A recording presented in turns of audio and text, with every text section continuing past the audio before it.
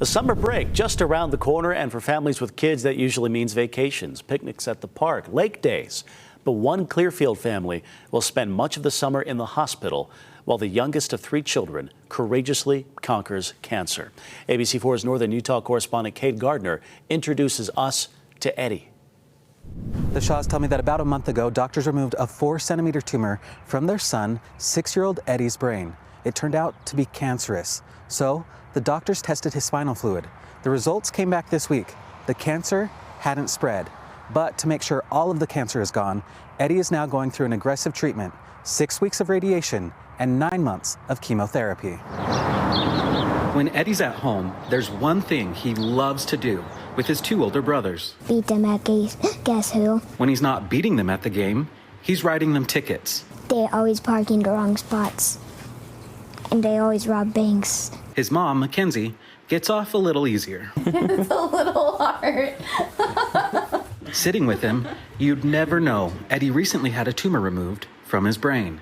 The experience Terrible. can be wrapped up into one word. What was the worst part?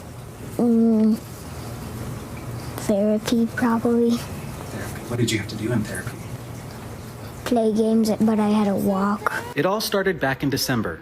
Eddie had stomach aches and was losing weight. For months, we were doing all these different tests to just see what was going on, and it wasn't getting better. Mackenzie says they got a referral for a GI scope, but then, about a month ago, Inconsolable migraines, he would just bury his head in the couch and could not function. When I picked him up from school, it was almost like he was drunk. He was like stumbling, couldn't pick up his feet, eyes kind of rolling, his speech was really slurred. So I rushed him to his regular doctor, the one that's been working with us, and she was like, "This is serious, go take him to primaries." they did just that. We got there at 8 p.m. By 10 p.m., he got a CT scan and they found a 3-centimeter tumor growing near his brainstem. They admitted us. Sorry. She says Eddie's condition drastically deteriorated within a day. So they had to rush him into surgery, and what they pulled out was actually a 4-centimeter tumor. It was so big it was pushing a part of his brain that was making all the fluid build up in his head. It still doesn't feel real. It went from him just being sick with his tummy to tumor, surgery, and then we got the diagnosis of cancer. All within a week. A diagnosis they did not expect. I was just hoping that they could fix him. That's all I could think about. And now, just a few weeks after that news, He's starting to get better, because we got that out of his head, and he's starting to get his appetite back, he's starting to get his energy back, and he's playing again.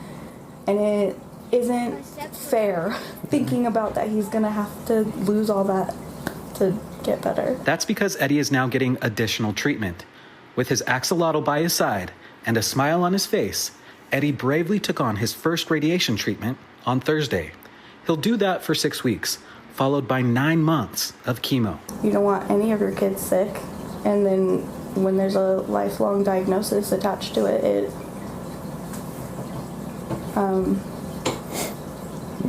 it's scary. Yeah, really scary. But they know they'll get through it, reinforced by small victories, like the fact that the cancer didn't spread to his spinal fluid. You have to focus on the silver linings, the positive, those little wins, because otherwise you're going to be drowning in all the hard and dark and heavy stuff. One of those silver linings?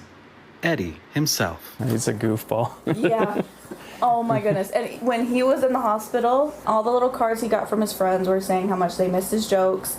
He is just goofy. He's silly, lighthearted. For his friends watching, Eddie has something to say. Getting high. I think most of those pictures we just saw show just how brave Eddie is. Now, there is a GoFundMe set up to help the family with all of the unexpected costs that they're going to face over the next year or so. You can find more information on that on our website, abc4.com. Reporting from Clearfield, Kate Garner, ABC4 News. In an ABC4 update now.